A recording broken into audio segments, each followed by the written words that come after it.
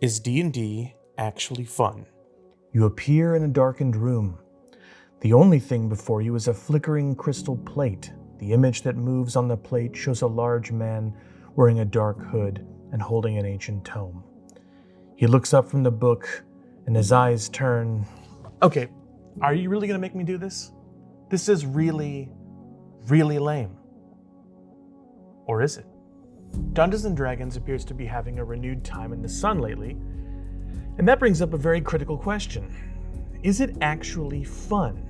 Or is it just the current nostalgia product getting a revival? Interestingly, at different times in history, the answer would be yes and no, and sometimes both. How deliciously confusing.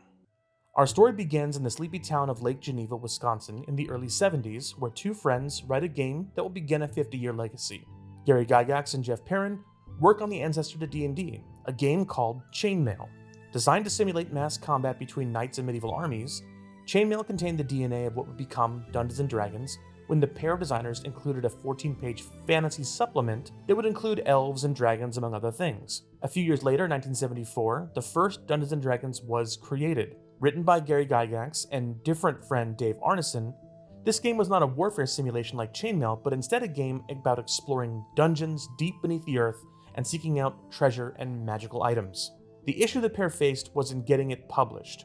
Gygax wasn't able to secure any publishing deals for his and Arneson's new game, the first true role-playing game, so they had to come up with the money themselves and self-publish. Because the two lived in different cities, Gygax secured the needed money and took on a pair of business partners named Don Kay and Brian Bloom to found a publishing company. The intention was to sell their own book. Dubbing the company TSR, or Tactical Studies Rules, the company printed 1,000 copies of the original D&D book set. That's right, I said set. The original printing was 3 digest-sized books packed into a small cardboard box with fake wood paneling on it. It looked ridiculous.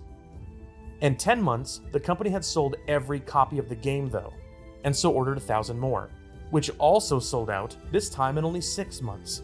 They had something on their hands and people seemed to like it. Eventually, the company had found enough success with Dungeons & Dragons that they decided it was time to refresh the rules and started work on what would become known as Advanced Dungeons & Dragons, a more complex and much bigger edition of the game that would also cost more than the current price tag of $10. Much more. This game also sold well, very well in fact.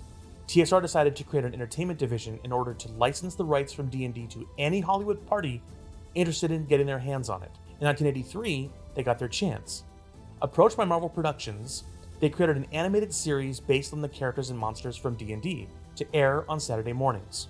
The YouTube channel Secret Galaxy has an amazing deep dive video on all the behind-the-scenes drama and real-world craziness that went into the production of the cartoon.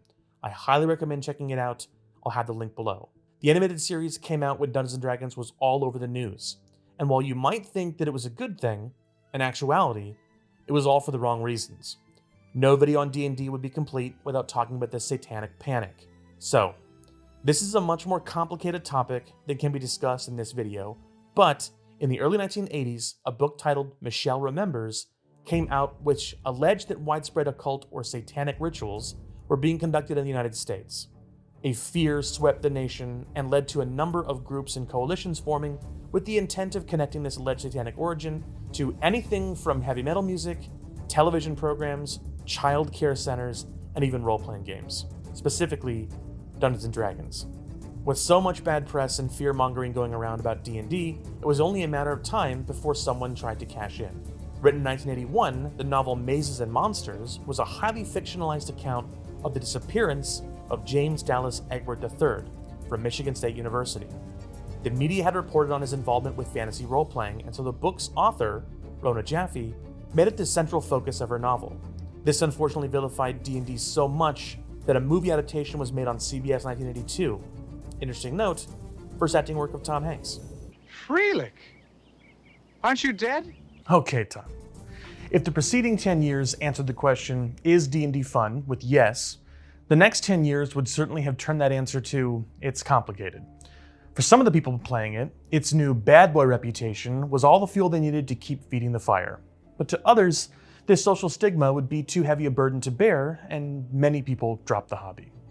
A new edition of the game, dubbed Advanced Second Edition, came out between 87 and 89, and this edition removed any and all references to angels and demons and other occult terms. The fight, it seems, had been knocked out of the company though, and with people leaving or being fired, TSR was falling on financially rough times. By 1997, the company was a shell of its former self, still releasing products, but the inspiration was kind of gone. When new players to the fantasy gaming hobby Wizards of the Coast, founded in 1990, offered to buy TSR for $25 million, the proud creators of the world's most popular role-playing game said, no. Wait, what? It wasn't until the smaller company called Five Rings Publishing got involved and coaxed TSR into accepting the offer that they finally agreed. Five Rings Publishing made Legend of the Five Rings card game. Their price? Buy us too. Quickly on the heels of this new acquisition came a revelation for Wizards of the Coast. There was a movie. For years, TSR had been working to try and get a big-budget Hollywood film made from the D&D game. Wizards found out that not only was there a script, there was also a lead actor and investors already lined up. This wasn't a pie-in-the-sky dream movie, this was already a signed deal. The first Dungeons & Dragons movie came out in December 2000 and immediately flopped. Hard. It wasn't even close. The movie was not even the good kind of bad where you enjoy watching it for the campy acting and ridiculous scenarios. It was just bad. Starring known actors like Jeremy Irons, Thora Birch, and Marlon Wayans, along with relative unknown Justin Whaley, fresh from his stint on The New Adventures of Superman, the movie was a critical and commercial failure. Just what you want on the heels of the release of your third edition of the game that same year. Let's backtrack a few months. Third edition of D&D, with an entirely new rule set, slick new paint job, came out between August and October of 2000. With a streamlined approach and coming from a new publisher, the game was well received by the core fantasy role-playing crowd. With the movie making a mockery of the setting and the brand, it failed to turn any major heads at first. This was another nail in a coffin years in the making. D&D was fun for those who would play, but with an overwhelming amount of stigma and negative stereotyping associated with the hobby, fantasy role players would have to wait years for their time in the sun to come again. Eventually, though, it did, like a light at the end of a tunnel. With new supplements and adventures released every year, there was always a support for the game among the torchbearers and enthusiasts, but then a perfect storm happened. If I said the names Vin Diesel, Anderson Cooper, Stephen Colbert, and Joe Manganiello, you'd wonder if I'm giving the names for some kind of charity event, and you wouldn't be wrong. In point of fact, all these people decided to out themselves on television as having been players of D&D when they were young. More importantly than that, though, when asked, "Isn't that a lame game for nerds and geeks?" all of them stood by their conviction and said, "No, it's great. I love it." Life is about patterns, and that was the first event. After that, it was Stranger Things, and how the main boys in that game all played D&D. They didn't treat it as though they should be ashamed for it, and it wasn't used as a token throwaway gag for the 80s. They embraced it, naming villains from the show after powerful monsters from the game, like the Demogorgon, the Mind Flayer, and the God of the Undead, series' big bad, Vecna.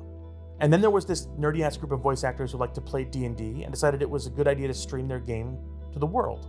Critical Role hit the internet airwaves by storm, and over the years has become so popular, they make merchandise from their characters, and have a hit cartoon on Amazon Prime retelling the story from their game, D&D Cartoon 2.0 as it were. So then we come to it again. Now here we are almost 50 years later.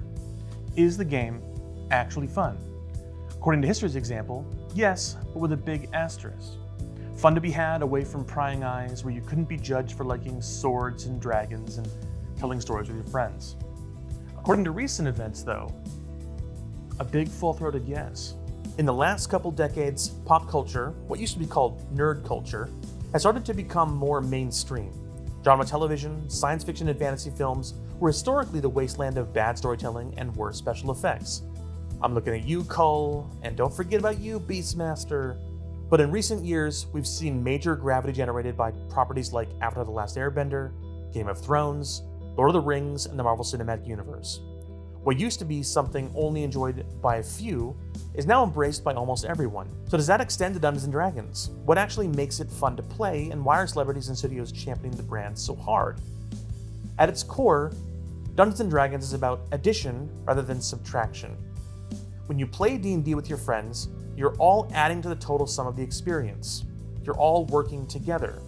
You all get to tell the story together and engage in imagination. D&D is also a game that has something to teach us in return.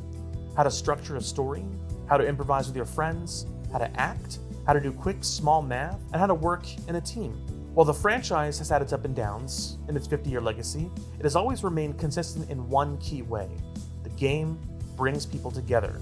The future for the game looks pretty bright as well. There's a new movie coming out called Honor Among Thieves that so far seems to be generating quite a lot of buzz. And at the time of this recording, there'll be a new edition of Dungeons & Dragons published next year, which is their 6th. So is D&D fun? Sometimes it's been yes, with a dark cloud hanging over its head, but it's never really been no. Ultimately, you'll just have to find out for yourself. Now about that dark figure and the flickering crystal plate, where's my hood? JJ, what am I doing here? Thanks for watching our episode about D&D and Is It Fun? I had a good time making this episode. We have a lot to talk about when it comes to D&D. It's a very interesting hobby and a very interesting lifespan as far as pop culture topic is concerned. If you have anything you'd like to ask about or you have anything you want to offer, please put it in the comments below, and we'll see you next time.